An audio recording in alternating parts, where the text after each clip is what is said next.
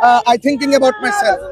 যে আপনারা জানেন যে মসজিদের ইমাম পুবাইল এক মসজিদের ইমাম আমাদের বাংলাদেশ ইসলামী ছাত্র সেনার সাবেক ঢাকা মহানগর সভাপতি রয়েসউদ্দিনকে মিথ্যা অভিযোগ তুলে মব ভায়োলেন্সের মাধ্যমে নির্মম এবং পৈশাচিক ভাবে তাকে শহীদ করা হয়েছে।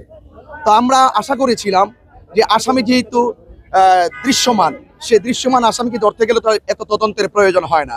আমরা দেখেছি আসামিরা দিব্যি ঘুরে বেড়াচ্ছে এবং তারা উল্টা যাকে খুন করা হয়েছে তার পক্ষে যারা প্রতিবাদ করছে তাদেরকেও আবার হুমকি দেওয়া হচ্ছে। তো এই যে একটি দৃশ্যমান হত্যাকাণ্ড চোখের আড়াল হয়ে যাচ্ছে, আমার মনে হয়েছে যে অবশ্যই প্রশাসনের কিছু গাফলতি আছে। প্রশাসনের বিলম্ব আর বিড়ম্বনার কারণে, অবহেলার কারণে মূলত এটা আস্তে আস্তে প্রায় 1 বছর পর্যন্ত গড়িয়ে এসেছে, কিন্তু আমরা এখনো কোনো কাঙ্ক্ষিত বিচার পাই না।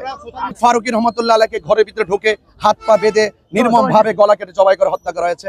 এমন শুধু আমাকে না, আমাদের আহলে সুন্নাত ওয়াল জামাতের যারা সত্যের পক্ষে কাজ করে, দেশের পক্ষে যারা কাজ করে, যারা আহলে বাইত রাসূল সাল্লাল্লাহু আলাইহি ওয়াসাল্লামের পক্ষে কাজ করে, যারা সত্যের পক্ষে কাজ করে, যারা কারবালার চেতনায় কাজ করে, যারা মুক্তিযুদ্ধের চেতনায় এবং এই স্বাধীনতার সপক্ষে যারা শক্তি আছে, এই দেশ এবং দেশের মানুষ নিয়ে যারা ভাবে, সত্যিকার ধর্ম দিন ধর্ম যারা ওলি আল্লাহর চেতনায় যারা প্রকাশ এবং প্রচার করতে চায়, তাদের কণ্ঠকে রুদ্ধ করার জন্য এক ধরনের দেশদ্রোহী এবং ধর্মদ্রোহী আজকে শুধু নতুন ফারুকী নয়, ফারুকী রহমতুল্লাহ আলাইকে শুধু নয়, সে কারবালার ময়দান থেকে ইমাম হুসাইন রাদিয়াল্লাহু আনহু এই পর্যন্ত চলে আসছে এবং এটা চলতে থাকবে। অর্থাৎ অপরাধীরা অপরাধ করার জন্য চেষ্টা করবে এবং বিভিন্ন খুনিরা এভাবে তারা বিভিন্ন খুন করার চেষ্টা করবে। এবং আমার প্রশ্ন হলো, রাষ্ট্রতন্ত্রের পক্ষ থেকে যদি সেই খুনিদের বিরুদ্ধে যদি প্রয়োজনীয় ব্যবস্থা গ্রহণ করা না হয়, আজকে হয়তো আমাকে, আগামীকাল হয়তো আপনি সাংবাদিক হিসাবে আপনি যখন সত্য কথা বলবেন, তারা আপনার উপরে হায়নারা ছড়িয়ে পড়বে।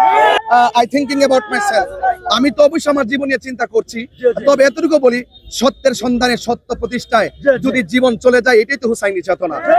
সুতরাং আমরা ভীত নয়, শঙ্কিত নয়, সংকুচিত নয়, তবে অপরাধের হাত যদি শক্তিশালী হোক না কেন, অবশ্যই ইন্না বাতশা রাব্বিকা লাশাদীদ, আল্লাহর ধরা অনেক শক্ত, একদিন অবশ্যই তারা সে আইনের আওতায় এবং বিচারের কাঠগড়ায় দাঁড়াতে হবে, হয়তো দুনিয়ায় নাইলে আখিরাতে।